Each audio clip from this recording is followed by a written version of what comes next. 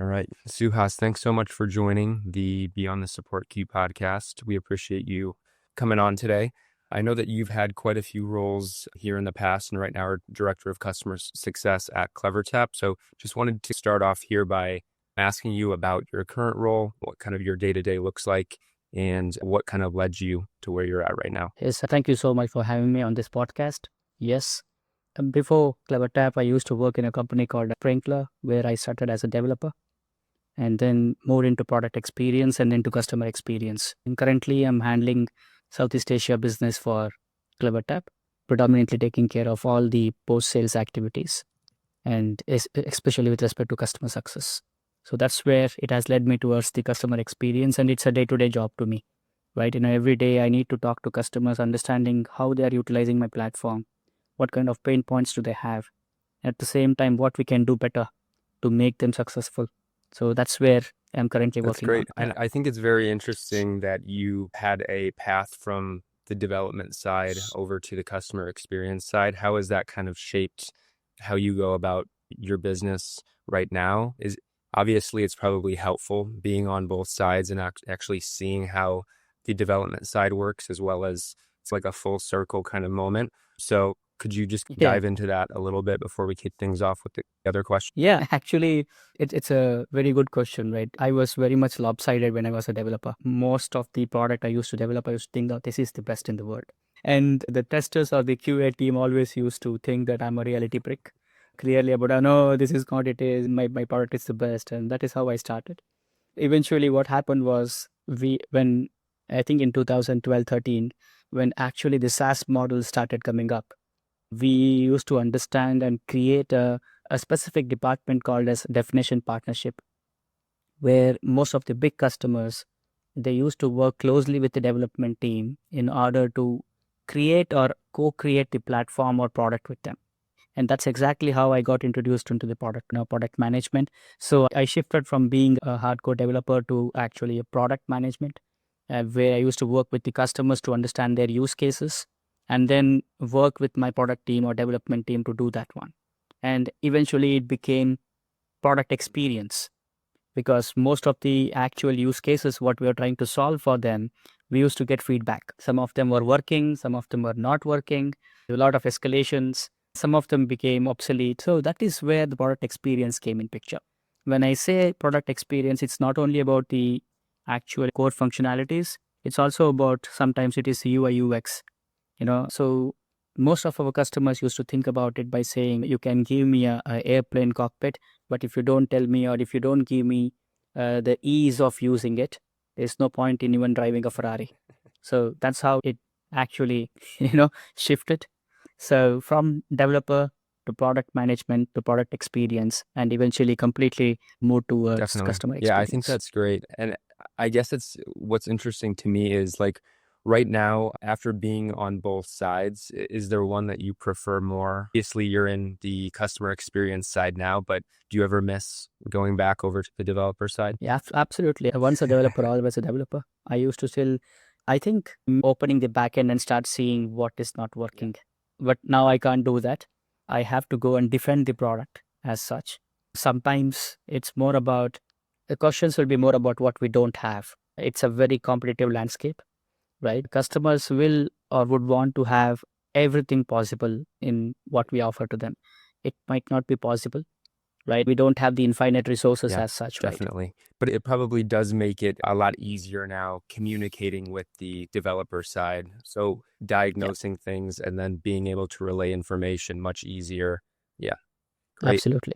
Yeah, I appreciate you Absolutely. kicking things off there. And I guess leading into our next question here, obviously you've been in the customer experience space a while now. From your side, how has the customer experience landscape evolved here just in the past year? Okay. I'll probably go 2 or 3 years before. The customer experience was always driven by the main word automation, right? They were having use cases, very important use cases, but they were not having a team to actually execute that. So most of the customers used to ask that, hey, you know what? I want to automate this. It can be a very simple operational process, or it can be as good as generating a revenue.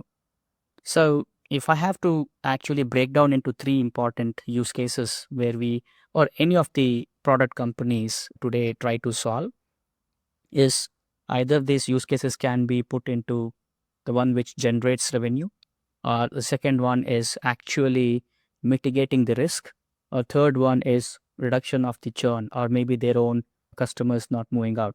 These are the three important buckets. Most all these buckets, they were asking for automation. Now it is more about from last 2 years or 1 to almost 2 years, it's about how can I drive this automation intelligently, right? So that's where the entire customer experience is shifting towards, right?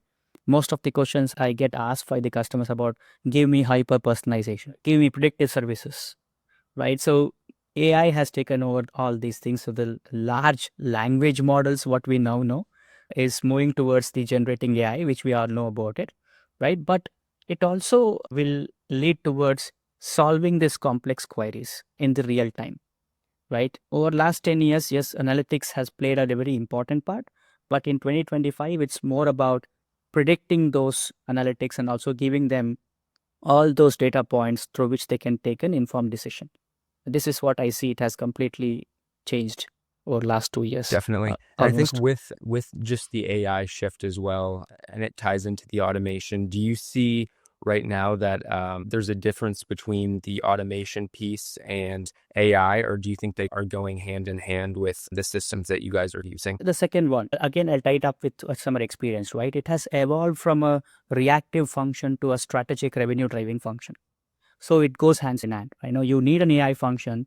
At the same time, you also need all these intelligent automation to come together so that it becomes a big arm of your business itself. So yes, I do see it as the most strategic Great. importance. Yeah. I appreciate you answering that one. Just to move on here to and kind of pivot a little bit. In the customer experience space, is there any outdated metrics that you think leaders are still clinging to, especially in the current landscape here in 2025? Okay. What I can really think of is average handling time in support. I don't know, there was no logic behind it. Or maybe it is the first response time to start from the customer support standpoint, right? Even today, we make fun of it for a simple reason that any customer can send you three types of questions. One, it can be a query. It can be maybe a support ticket which requires resolution, or it requires an actual development, or maybe it requires further investigation, right? For all these three, one single denominator which our support team sends is that, yeah, we got your request, we will look back to you. And now that is also seen as a metrics to show to the world that, hey, you know what, we are handling X number of queries within 1 minute. That's the most outdated metrics, man. That's number one. And now they're also tying that up with average handling time. Now imagine that you send this response back to the customer, asks you that, hey, okay, thank you so much for your first response, but when will I get my resolution? Mm-hmm. And for that, it might take another 2 or 3 steps. But because your first response has gone within 30 seconds, which is also automated, your entire average handling time will become very less. But if you deep dive into it, no, it is taking that specific time to resolve that particular question. So that is the most outdated Yeah, metrics I see, and that is also a little misleading. Number for one. sure. And I Number was just going two, to stop you there and ask a quick yeah, go question. ahead, So go I ahead. guess with that, are you basically saying that it's very dependent on the team and type of ticket? You can't just fit everything into one category, right? You just can't. You just can't. And now that is also front-ended by your own self-serve AI bots. Now you see, now you're just opening up the Darwin box very clearly, right? It might help you to get a response, but it might not be the resolution which you are looking in. Def- So that is why I'm still challenging that fact that that is the most outdated customer experience metrics, which I see. The second one is little controversial, but still I would go ahead with and tell that the NPS. The NPS can be sometimes very annoying. I'll give an example, right? Imagine you have a SaaS platform, and let's say you have marketeers or whoever the users they're using is using your platform. Suddenly an NPS pops up, and then you are asked to actually rate, hey, how is your experience using so and so? I'm in the middle of doing something, and I obviously not have any time to actually go and give you the feedback. So I'll simply say 0 and then shut it off. Yeah. So it's all trigger happy, right? And now the moment you say 0, most of the companies, they get into panic mode. They're like, oh, okay, what has happened? Reach out to this particular user. Tell us what has happened. Now it is unnecessarily Right. creating tension. So that means there need to be a very systematic way to actually collect your NPS in a non-escalated environment. So that is what I still feel that NPS needs to be improved. Maybe it is with the same name or maybe it is with a different name, but it is also outdated at this point of Right. time with respect to the Yeah, I customer think that's experience very interesting. metrics. I know that we, on our side here at Zeit, we definitely take the NPS into high account. And I know exactly what you mean when you're getting those zero NPSs when it's maybe in product, if the user's in product and they're Yeah. just moving very quickly and they're just like, oh, zero. So yeah, I definitely get that. You mentioned, you highlighted very quickly like a way to maybe improve that. Do you have any other ideas around improving NPS? So usually NPS should be taken in a first non-escalated environment. It like you are talking about how are they feeling about your product or service when you are either resolving a query or maybe you are giving them an answer. Okay. So let's say you're creating a review with them. In a review, you create a specific time for that. Now specific maybe 10 and then ask about the product and as well as the services. So when I say NPS, it can be NPS plus for your service you can ask for satisfaction, but for your product you can ask for NPS. But let us do it in a specific time where even the user who is giving you these answers will give you a genuine answer. It is not, I think, how can I say it is not influenced, is what I. So just summarizing there, like just a meaningful time where it's actually intentional, not on escalations, just because it's going to give the user an actual chance to give correct feedback instead of just those quick Yeah. one-off little clicks. So there are two schools of thought here, Sam. Number one is some people believe that NPS should be random. Yeah. Immediate, it should be a stranger talking about so that they feel it is genuine enough to get answers because it is not influenced. And another school of thought is that NPS needs to be very systematic. When we get those feedback, there should be driven by the next business, what you call challenges, which we have to solve for that. So I tend towards the second one compared to the first one because we have enough tools and techniques to get those actual strange NPSs or maybe it is random NPSs from so many tools today. But the most systematic one is the need of the Yeah, hour. This is what I I think feel. that's great. And I guess segueing into just like a more meaningful approach and the topic of intentionality and being meaningful, how do you ensure that the customer feedback that you guys receive at CleverTap influences your product roadmap? A very brilliant question, right? So think this way. Whenever I talk to a customer during the business reviews, as I've told you that I carve out maybe 15-20 minutes of that time to get those feedback, right? It's not that they are unable to utilize my platform or they're unable to execute certain use cases, and that is creating a product request or maybe a new feature request. That's a different way of looking into it. But with NPS, they will give you a 360 degree of actually how ease for them it is to use platform and also how intuitive it is for taking those decisions with them, right? Now, SaaS company in the world, they believe that they are the best in the world. Everyone, right? Everyone. And it's a very gray area to actually, because everyone will have a great UI UX experience, a developer who will create such beautiful intuitive buttons so that you can use it very easily.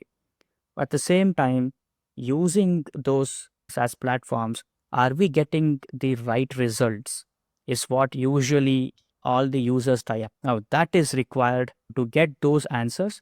You have to carve out those 20-25 minutes, not with respect to the use cases, but simple as a user, are you able to use that platform and execute your job so that your manager is happy with you? Very clear.